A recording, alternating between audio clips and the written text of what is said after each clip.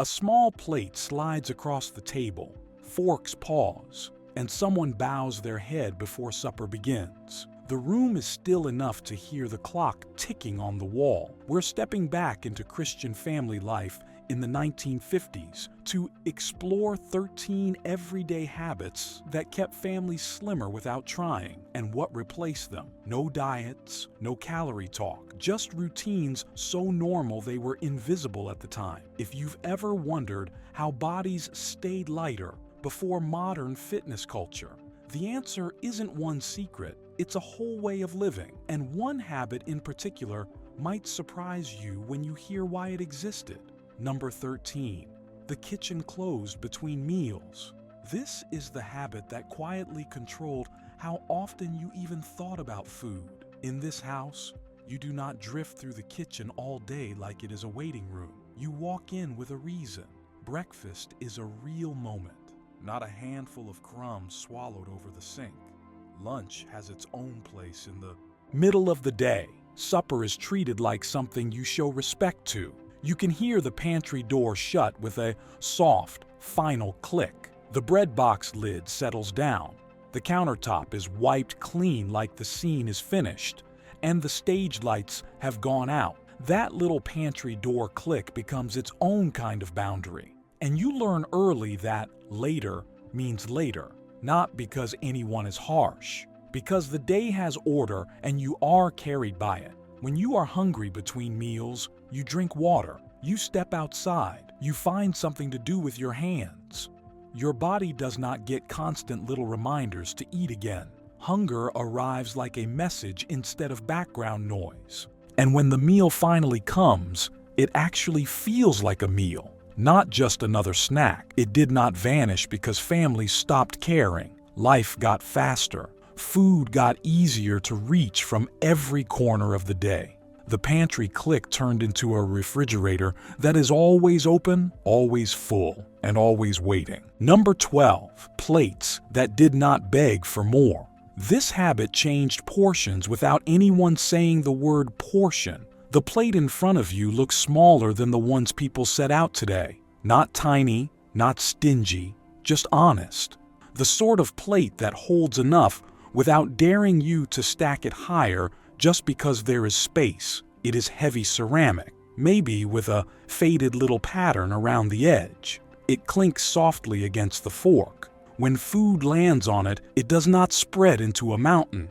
A spoonful of potatoes, a piece of meat, something green. The plate is not asking for a performance. It is asking for gratitude. Back then, you did not need a textbook on portion control. The physical world helped do it for you. You could still go back for more if you were truly hungry, but the first round did not start with excess. When you finished, you were not left chasing the next bite like you had been cheated. You were simply done. Slowly, without anyone announcing it, the plate grew. Restaurants trained the eyes. Packages got bigger. Normal drifted upward until the old plate started looking like a side dish. And when normal grows, appetites quietly grow with it. Number 11. Water, milk, and one special drink. This habit kept sweetness from turning into a constant companion. The glasses on the table are not enormous. They are the kind that feel solid in a child's hand, thick enough to survive being dropped in a sink. Most days, what is inside them is plain. Water is water. Milk is milk. Coffee belongs to the adults, dark and steady, poured into cups that have lived a long life. Sweet drinks exist, but they arrive like guests, not like roommates. Maybe there is lemonade when it is hot. Maybe there is punch in a glass bowl at church, floating with rings of melting ice. Maybe a single bottle of soda shows up on a special day, and you remember it for years because it is rare enough to leave a mark. You learn that sweetness is tied to a moment, a celebration, a Sunday afternoon, a birthday, a church picnic where paper cups stack up and somebody laughs too loud. It mattered because so many calories never had the chance to slip in quietly through a straw. The body stayed lighter without anyone trying to be impressive. The day was not built on sipping sugar from morning to night. Later, cups got bigger. Refills became normal. Sweetness moved in and never left. and the line between treat and daily default quietly disappeared. Be honest, was your special drink lemonade, punch, or a glass bottle that felt like a reward? Number 10, Sunday was the feast day. This habit made one day feel big so the others could stay small. Sunday has a different weight. You can feel it from the morning, in the way clothes are chosen and hair is combed and shoes are wiped clean. Church happens, and the day seems to walk a little slower afterward, like it is taking its time to breathe. Then you come home, and the meal is bigger, not chaotic bigger, reverent bigger. The roast is carved, the vegetables are buttered, the bread is set out like it has earned its place. Before anybody eats, there is a pause, a prayer that makes the room feel protected. This is the feast, and because the rest of the week is simpler, this one meal does not tip the whole world off balance. It feels like abundance without turning into excess. It feels like joy without turning into habit. The body understands that this is special, not standard. Later, weekends filled up with errands and sports and constant motion. Sunday dinners got smaller or disappeared, replaced by something grabbed between events. When the feast disappears, the week can start to feel like one long blur where every day is busy, but nothing feels special. Number 9, walking was the default. This next habit was movement disguised as normal life. Nobody in that world says, I should move more. People just move because the day quietly demands it.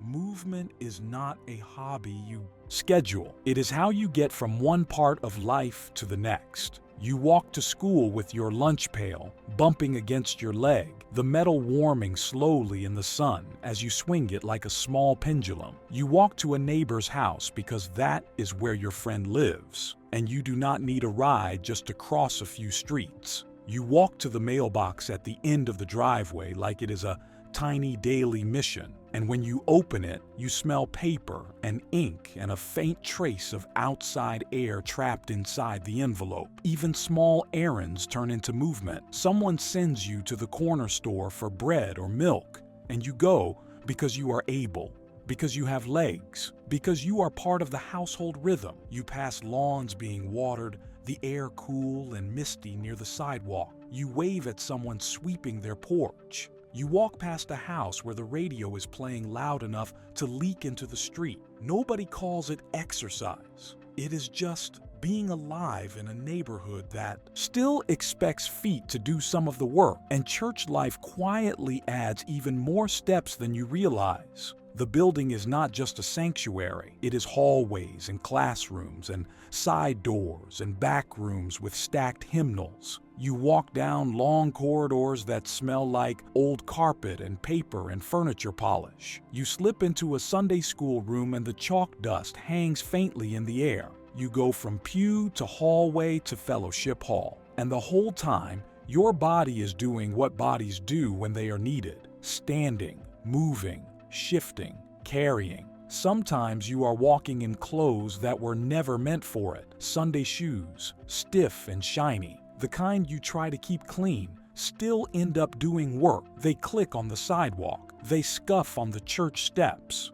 They scrape lightly against a pew leg when you slide into your seat. Even the nice shoes gather miles like quiet proof you have been living. It is not dramatic movement. It is steady movement. The kind that does not leave you exhausted, but keeps you awake inside your own body. Your legs stay familiar with effort. Your lungs stay familiar with air. You sweat sometimes without calling it a workout. You climb stairs without thinking about it. You carry things and balance things and stand longer than you sit. And all of that adds up in the background like a song you do not notice until it stops playing. Then one day, almost without warning, the world rearranges itself. Cars become the default for everything. Neighborhoods stretch out, stores move farther away, sidewalks disappear in places where they used to connect everything. The same tasks that once took a walk become something you do without leaving the driver's seat. You can move through an entire day without your feet really touching the world. It gets easier, and in many ways it gets safer and faster, but the body gets quieter. The day stops asking you to wake up physically, and you do not even notice what you lost until you remember how normal it used to be to simply go. If this brought someone to mind, a parent, a grandparent, or just a version of life that moved at a human pace, you're part of a quiet group that still notices these things. Marking that moment here by subscribing and liking helps more people find their way back to it too. Number 8, work that made a body strong. This habit was basically a workout nobody named. In a 1950s home, the work has weight, not glamorous weight, real weight. The kind of work that leaves your hands dry and your shoulders pleasantly tired. The kind that makes you sleep deeply without trying. Laundry is not something you tap on a screen and forget. It is baskets carried with both arms. It is sheets shaken out with a snap that fills the air. It is clothes pinned up to dry, arms lifted again and again until the motion becomes its own rhythm. You can picture the apron tied around someone's waist, the knot pulled tight like they are preparing for a long day. The fabric is worn thin in the same spots from years of use. You can hear the scrape of a chair being moved so the floor can be swept. You can hear the broom dragging across the kitchen like a steady hush. You can feel the small ache in your shoulders after carrying groceries in one trip, because that is simply what you do. Some of the work lives outside too, taking out the trash, hauling water, mowing a yard that actually needs mowing, raking leaves until your arms feel longer than they were that morning, scrubbing steps, wiping windows, bending to pick things up and standing again and again, like your body is quietly practicing strength without ever calling it training. Even if the family is comfortable, even if the house is tidy and good, the day still asks for effort. That effort burns energy in the background. It is not about self-improvement. It is about care, about making a home feel livable, about creating order in the middle of life. Then the machines improve, and thank God for that many burdens lifted, especially for women who were carrying more than anyone saw. But the body also lost some of its built-in motion, the kind that used to arrive without asking. What chore did you hate as a kid, but respect now? Washing dishes, hanging laundry, or scrubbing floors? Number 7, supper was built, not bought. This habit turned one moment into an anchor for the whole day. In the evening, the kitchen turns into a little world of its own. The stove is warm. The air smells like onions softening, like bread warming, like something steady coming together. You can almost hear the day settling down as pots and pans take center stage. Someone is moving through the room like they have done this 1,000 times because they have. It is not rushed, but it is purposeful. A lid lifts, steam escapes, a spoon scrapes the bottom of a pot, and the whole house starts leaning toward the table. Picture the kitchen at 6 in the evening. One overhead light is on, casting a circle of yellow over the stove. The radio hums softly from the corner, a hymn or a bit of news blending into the sound of simmering. A pot bubbles like it is breathing. Bread waits under a towel. Outside, the sky is dimming. But in here, the warmth holds, and the whole room feels like it was designed for one task: keeping people okay. You notice the small details. The dish towel thrown over one shoulder like a habit. The wooden spoon with a worn handle, stained slightly from years of stirring. The cast iron pan dark and seasoned, living on the stove like it belongs there. The way someone tastes the food with a small frown of concentration, then nods like they just corrected the entire universe with a pinch of salt. And in a lot of Christian homes, there is something unspoken happening here too. Not a big speech, not a dramatic moment, just the steady belief that feeding people matters. That the table is not only where you eat, it is where you settle, where you come back together after a day that pulled everyone in different directions. The meal is made from simple things. Meat, if there is meat, potatoes or beans or rice, because those foods stretch and satisfy. Something green, because someone insists you need it. Bread, because bread makes a meal feel complete. The flavors are not loud, They do not have to be. Comfort is not always about excitement. Sometimes comfort is about knowing what comes next. And there is a rhythm to it. Someone sets the table without being asked. Plates appear. Water glasses line up. A butter dish lands in the center like it is part of the furniture. When the food is ready, it does not feel like an accessory to the evening. It feels like the evening itself. Because supper is built instead of bought, it fills you in a deeper way. You are not chasing flavor fireworks. You are being grounded. The food tastes like effort. It tastes like care.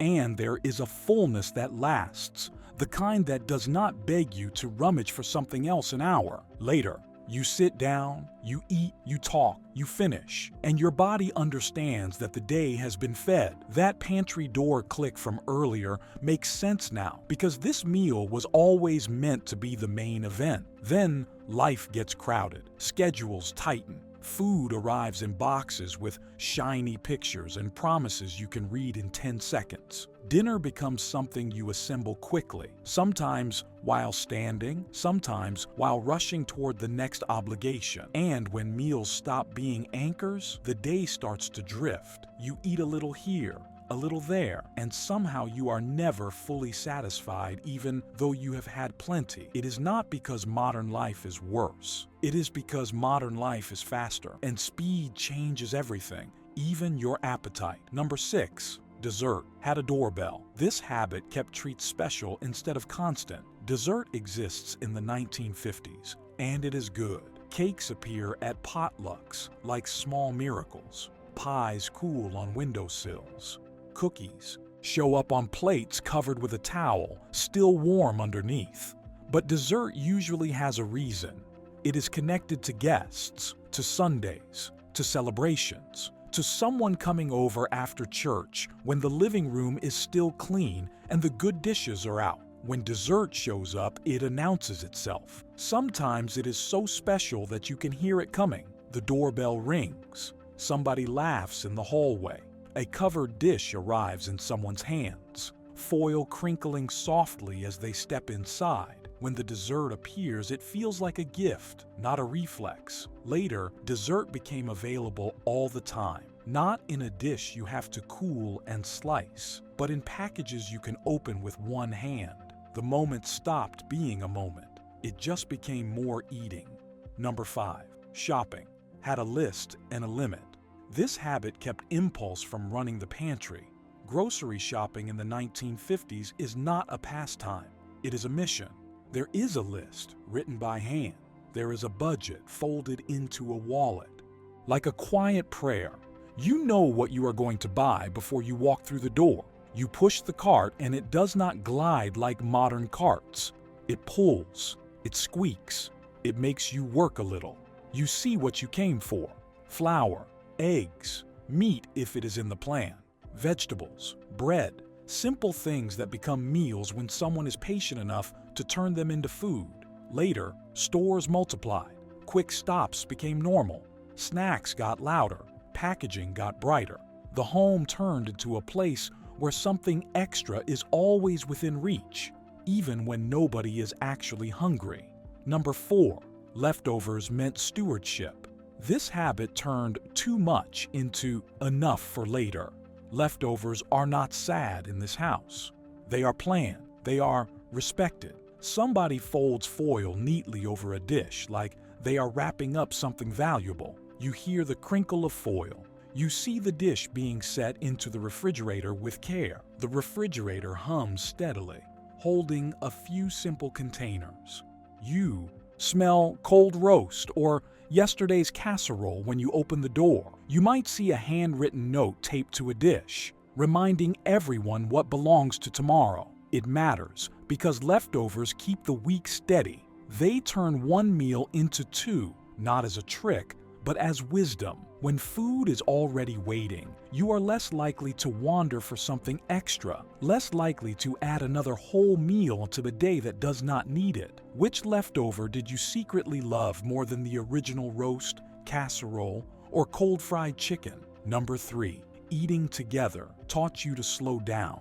This habit trained your body to recognize enough. When the family eats, they eat in the same room. They sit down. They pass dishes. They talk about the day in plain language. Sometimes they are tired. Sometimes they are cheerful. Sometimes it is quiet enough to hear the clock ticking, but the table holds them in one place.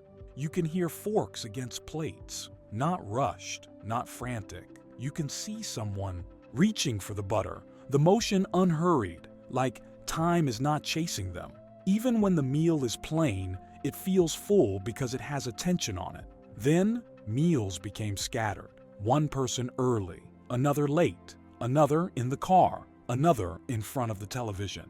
Eating turned into something you did while distracted, and distracted eating makes it easier to drift past enough without noticing. Number 2, quiet rules that felt like love. This is the rule I teased at the beginning. The one that sounds strict now but held the rhythm together. You reach for a slice of bread between meals and someone says, "Calm as sunrise."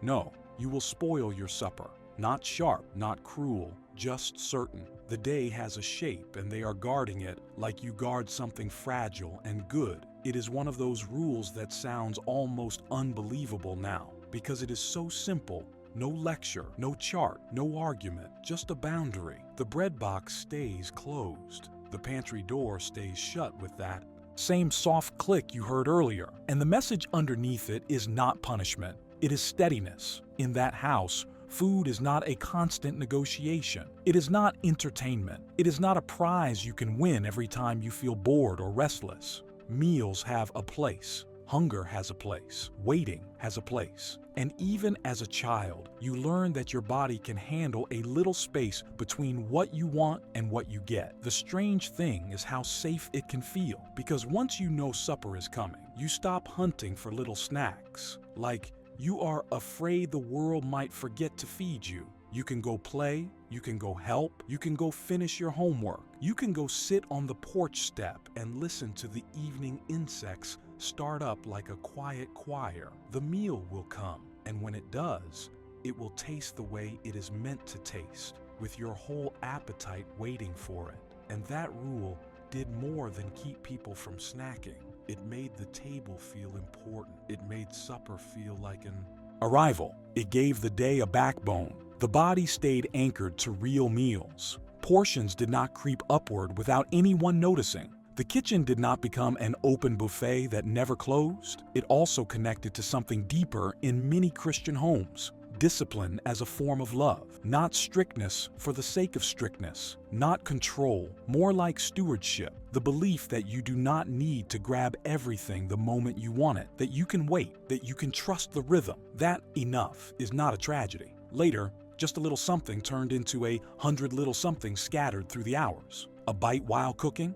a snack while driving, a treat while scrolling. Food became easy to reach in every emotional moment. Tired, stressed, bored, celebrating. Parenting shifted. Schedules shifted. Convenience took over. And the line between hunger and habit got blurry. And maybe the saddest part is not that people snack now. It is that so many people snack because they are running on fumes. They are trying to patch a frantic day with something small and sweet because nothing else is slowing down. But when you remember that old rule, you understand what it was really doing. It was not just protecting supper, it was protecting a pace. It was guarding the space where family life could breathe. And that pantry door click, it was not a lock. It was a reminder. The meal is coming. You are going to be taken care of. Number 1, when the world got faster. This is not one choice. It is the way all the other choices tilted over time. The last thing you feel in that 1950s world is the pace. It is not perfect.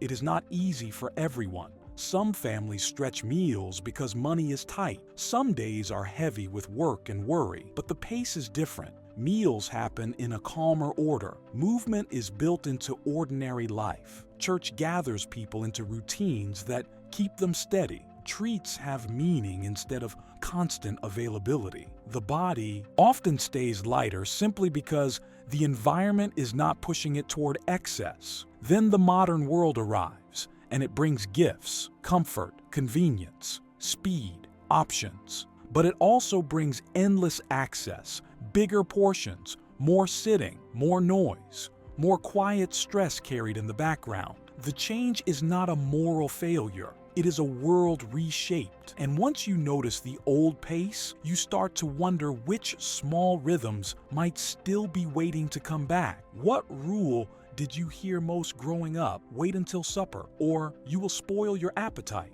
Back at that table, the coffee still hisses softly, and the prayer still hangs in the air like warmth. Maybe the secret was never the gym. Maybe it was the way home and church once slowed life down, enough for everyday life to hold. If this kind of time travel feels like home, give the video a like and stay subscribed so you don't miss what comes next. Next up, we're stepping into 30 old home features your Christian grandparents had, the quiet details we didn't realize we'd miss until they were gone.